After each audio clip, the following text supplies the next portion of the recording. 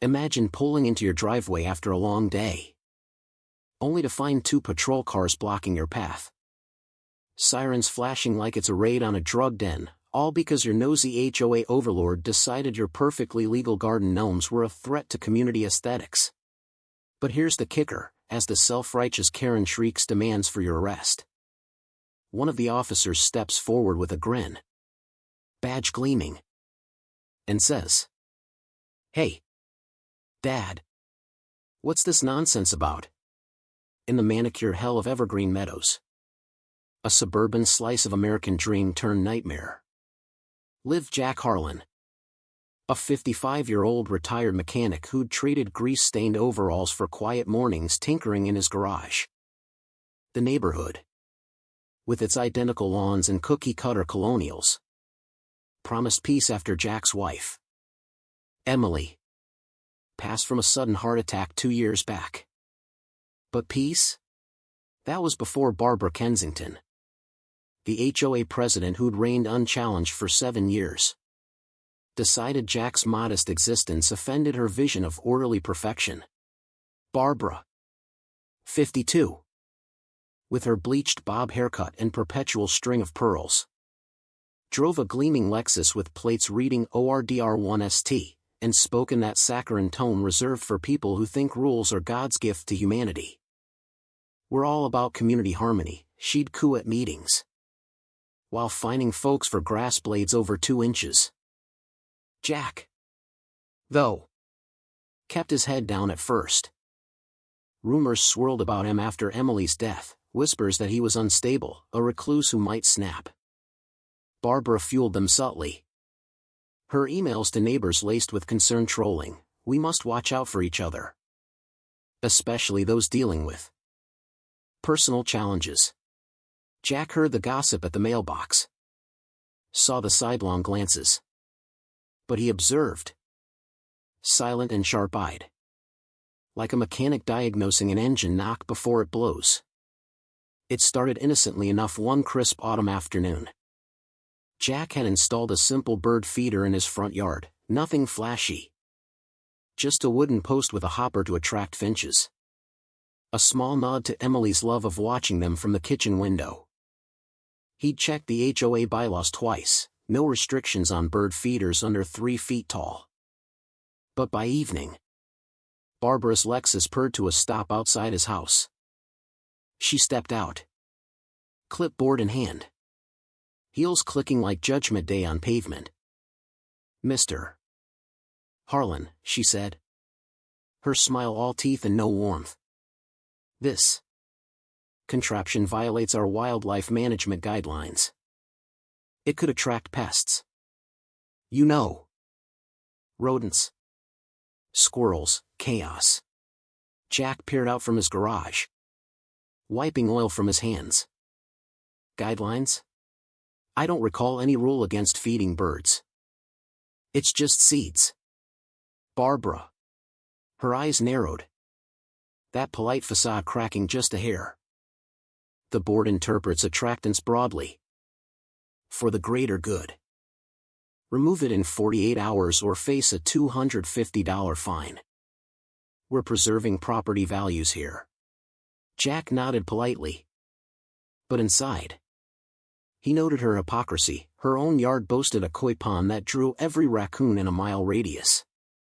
That night, he photographed her pond from the sidewalk, time-stamped it, and filed it away. The feeder stayed, and the first fine arrived. Crisp and official. Signed by Barbara's husband, Reginald, a mid-level accountant who rubber-stamped her decrees. Neighbors whispered more, "Jack's defiant now. Troublemaker." But Jack smiled inwardly, starting a digital folder labeled Harmony Files. The fines piled up like autumn leaves. But Barbara wasn't content with paperwork. Winter hit, and Jack strung subtle solar lights along his eaves, warm glows to chase the gloom. Per Emily's old tradition. Modest. Energy efficient. Well within the vague holiday decor allowances. Yet, one snowy evening, Barbara appeared at his door, breath fogging the air, a violation notice fluttering in her gloved hand. These lights, Jack? Their excessive luminescence. Our eco-standards prohibit anything that might spike utility bills or disturb nocturnal wildlife. Her voice dripped faux concern, eyes scanning his yard like a hawk. Eco-standards? Since when? Jack asked, leaning on the doorframe, his tone even but edged. The board's drafting them now. For sustainability. $150 daily starting tomorrow unless you comply. He caught the whiff of her expensive lotion, cloying like her authority. Interesting. Considering your house looks like a Vegas strip at night with those floodlights. Barbara's lips thinned. My lights are for security. Yours are. Frivolous. Jack didn't argue, instead. He invited a few neighbors over for cocoa that weekend, casually mentioning the new rules. By Monday, 5 houses dimmed their displays in fear, but 3 others amped theirs up in solidarity. Barbara's drive-bys increased, her Lexus idling longer, camera flashing. Jack captured it all on his new doorbell cam, noting how she skipped ticketing her cronies over-the-top setups. Rumors escalated, Jack stirring rebellion. Unhinged widower. He bore it quietly, but emailed the group, let's sync our lights Friday. Show her harmony in action. Friday night. The street lit up like a coordinated symphony. Kids oohing at the glow. Barbara screeched to a halt, face pressed to her window, muttering into her phone. This is anarchy, she yelled to no one. But Jack just waved from his porch, coffee in hand. Spring thawed the snow. But not Barbara's vendetta. Jack's old tabby cat, Whiskers, became her next fixation. The cat lounged on the sunny porch, never wandering far. But Barbara decreed a feline containment policy in a mass email, citing hygiene concerns. One morning, she marched up, tape measure in hand, as Whiskers batted at a leaf. Your animal is unrestrained, Mr. Harlan. It could spread allergens or worse. $400 assessment for behavioral evaluation. Jack knelt to pet Whiskers, hiding a smirk. He's 14. Barbara. His biggest adventure is napping. What's the real issue? She straightened, pearls clacking. Order. Pets must be leashed or indoors. For everyone's safety. Like your poodle that yaps at joggers off-leash? Jack replied mildly. Her cheeks flushed. Snowflake is hypoallergenic. Different standards. That afternoon, Jack installed trail cams around his yard, legal. Aimed inward. Footage soon showed Barbara's poodle marking his mailbox daily, while she photographed Whiskers from afar. He shared clips anonymously on the neighborhood app, hypocrisy alert. Comments poured in, cracks forming in Barbara's facade. She retaliated with a community alert email, beware unstable residents installing surveillance, privacy invasion. Rumors peaked, Jack's paranoid, spying on us all. But he organized a pet parade in the park. 20 owners showing up with leashed furballs, swapping stories of selective fines. Barbara watched from her car, fuming, as the group voted informally to petition for rule reviews. Her board meetings grew tense, she snapped at dissenters. This is for your own good. Jack noted her slip-ups, like admitting in a heated call. I make the rules to keep things civilized, or else property values tank. And I lose my position. Tensions boiled over at the annual HOA assembly in the stuffy community center. Fluorescent lights buzzing like angry bees. Barbara, podium poised in her power suit, Launched into a tirade, fellow residents. We face a crisis from defiant elements undermining our harmony. Mr.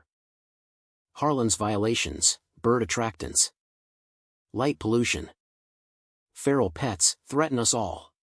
She clicked through slides of Jack's yard. Doctored to look unkempt. Murmurs rippled, some nodded. Swayed by months of her whispers. Jack sat in the back, calm as a mechanic eyeing a faulty carburetor. With allies dotted around, Sarah the librarian who'd dug up old bylaws. Mike the ex-cop neighbor with financial savvy. Barbara, Jack interjected during Q&A. Voice steady. Your rules aren't in the charter. In your fines fund. What? Exactly? She bristled. Banging the gavel. This is insubordination. You're creating hostility. As voices rose, Barbara grabbed her phone dramatically. I'm calling authorities, this meeting's turning violent. She dialed 911. Voice pitching high, emergency. Riot at Evergreen Meadows Center, threats. Disruption. Send units now. The room hushed.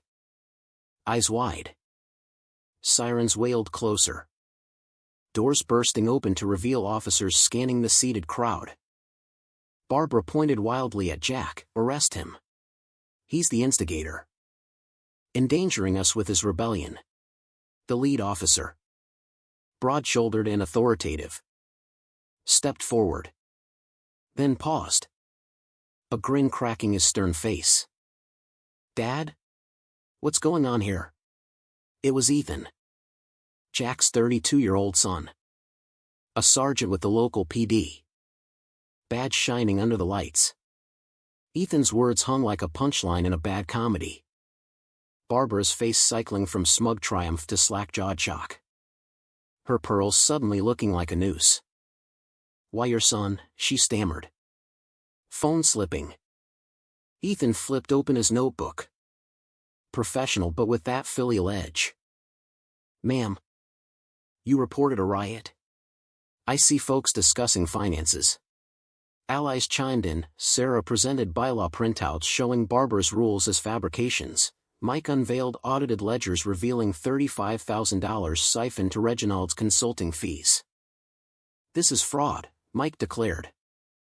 Masked as enforcement. Barbara blustered. Lies. I'm protecting values, you can't question me. But Ethan reviewed the docs. Radioing for backup on potential false report and embezzlement. Neighbors gasped as patterns emerged, her selective targeting. Rumor-mongering to isolate dissenters.